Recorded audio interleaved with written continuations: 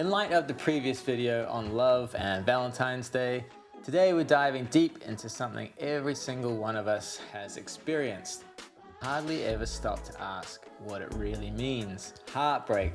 And I'm not just talking about the romantic kind. I'm talking about that gut-wrenching feeling of losing anything or anyone that truly matters to us. Because maybe heartbreak isn't just pain, but a clue as to what makes life meaningful. You know that moment when you're standing outside in the rain, patting down your pockets and realizing your keys are gone? That sudden panic, that sick feeling in your stomach. Memories flash through your mind like a cheap rom-com of the last place you and your keys were together. The coffee shop, the car door, your desk at work. Just like those lost keys, we replay memories of lost loves and opportunities over and over, wondering where exactly things slipped away from us. Unfortunately, we can't just ring up a locksmith to fix a broken heart. There's no quick solution, no spare key, and no easy way out. Throughout history, philosophers have wrestled with the concept of heartbreak. Heidegger would tell us it's not some emotional state we're dealing with, it's actually fundamental to our very existence. In Being in Time, he writes, "The no longer being there of something is not nothing. Rather, it is precisely the possibility that enables all presence. It is the absence that makes presence meaningful." Basically, our capacity to lose something, to feel its absence, is what makes our love for it meaningful in the first place. It's just like how you never truly appreciate your keys until they're gone. The possibility of loss is built into the very structure of caring about anything at all. But Heidegger goes even further. He argues that this awareness of possible loss isn't just something that happens to us occasionally. It's actually the background of our entire existence. In his words, anxiety reveals nothing. We often cannot grasp what it was that made us anxious. That constant low-level hum of anxiety we feel about losing what we love, that's not a bug in the system. It's our awareness of the fragility of everything we care about. And rather than being something to avoid, it's actually what gives our relationships their depth and intensity. And then you've got the thinker Soren Kierkegaard, whose work Either Or, a title later borrowed by ultimate sad boy Elliott Smith, contains this beautiful passage about the nature of suffering. What is a poet?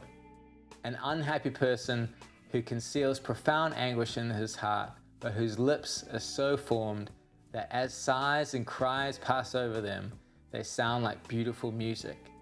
And people crowd around the poet and say to him, "Sing for us soon again." That is as much to say, may new sufferings torment your soul. Happy days. One thing Kierkegaard is getting at here is that our deepest pains, our heartbreaks, aren't just uncomfortable accidents that happen to us. They're actually the very things that make us capable of creating beauty, understanding others, and becoming fully human. But here's where it gets really fascinating. We tend to think of heartbreak as something that happens when things go wrong, like it's some kind of mistake or failure. We often think, if only I'd been more careful, if I'd made better choices, or if I'd only protected myself more. But that's missing the point entirely. Heartbreak isn't a mistake, but an essential part of the fabric of what it means to be human. Think about it. Every single path we take in life leads to some kind of heartbreak. Get married, your heart will break 1,000 times trying to make that thing work. Have kids, say goodbye to those perfect parental dreams. Pour yourself into work, it will never feel like it's quite enough.